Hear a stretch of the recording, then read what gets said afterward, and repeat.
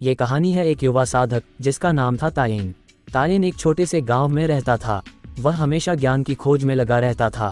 उसने सुना था कि अगर वह ज़ेन गुरु से सीखे तो वह सच्चा ज्ञान प्राप्त कर सकता है।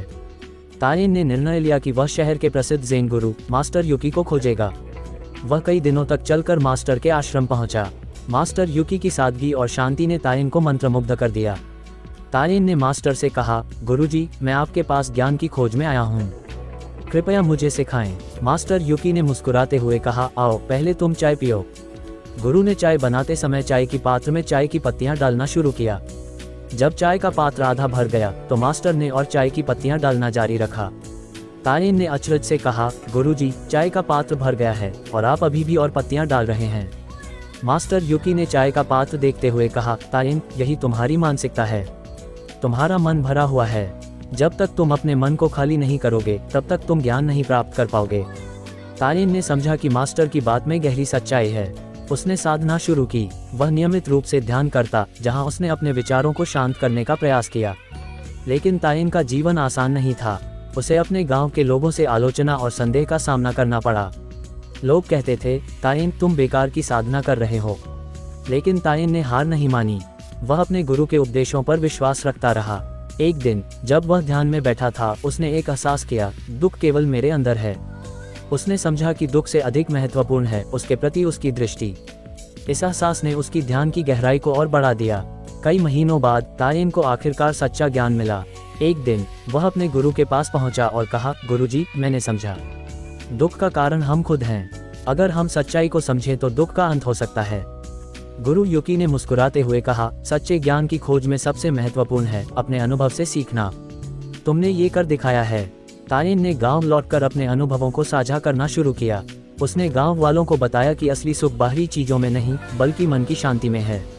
धीरे धीरे गांव के लोग उसकी और उसकी सीख की ओर आकर्षित होने लगे। तायेन ने ज़ेन विचारधारा को फैलाने के लिए कार्य करना शुरू किया। वह साधना, ध्यान और सादगी का महत्व सिखाने लगा। गांव में उसकी शिक्षाएं लोगों के जीवन को बदलने लगीं।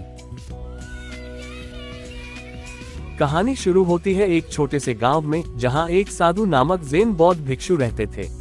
उनका नाम था रिन। रिन हमेशा ध्यान में लीन रहते थे और गांव के लोग उन्हें बहुत आदर करते थे। एक दिन गांव के कुछ युवा लड़कों ने सोचा कि रिन से एक चुनौती ली जाए।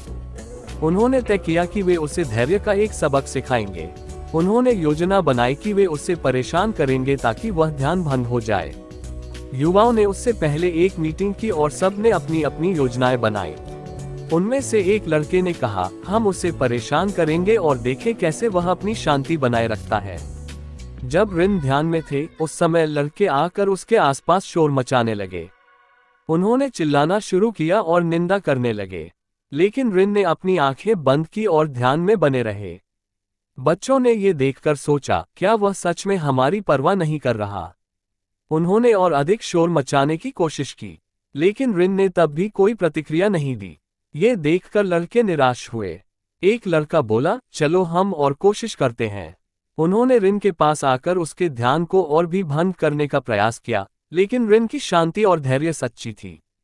आखिरकार रिन ने धीरे धीरे अपनी आंखें खोली और शांत स्वर में कहा, तुम्हारी परेशानियों से मुझे कोई फर्क नहीं पड़ता, क्योंकि मैं जानता हूं कि शांति मेरे भीतर है। युवाओं के चेहरे पर हैरानी थी। उन्होंने सोचा कि रिन के शब्दों में कितनी गहराई है। उन्होंने महसूस किया कि रिन ने उन्हें सिखाया कि असल शक्ति शांत रहने में है। लड़के भिक्षु के सामने झुक गए और उनसे माफी मांगी। रिन ने मुस्कुराते हुए कहा, शांति का अनुभव तब होता है जब हम अपने भीतर से विचार करें। उस दिन से वे रिन के शिष्य बन गए। उन्होंने ध्यान करना शुरू किया और जिंदगी की सच्ची खुशियों को पहचानने लगे। दोस्तों, इस कहानी से हमें ये सीख मिलती है कि जीवन में असली शांति हमारे भीतर है। जब भी मुश्किलें आए, हमें धैर्य और शांति बनाए रखनी चाहिए। अगर जिंदगी में कोई चुनौती आए तो रिन की तरह धैर्य रखें। अगर आपको ये कहानी पसंद आए हो तो कृपया हमारे चैनल को सब्सक्राइब करें, वीडियो को लाइक करें और अपने दोस्तों के साथ शेयर करें। अगले वीडियो में मिलेंगे, तब तक के लिए धन्यवाद।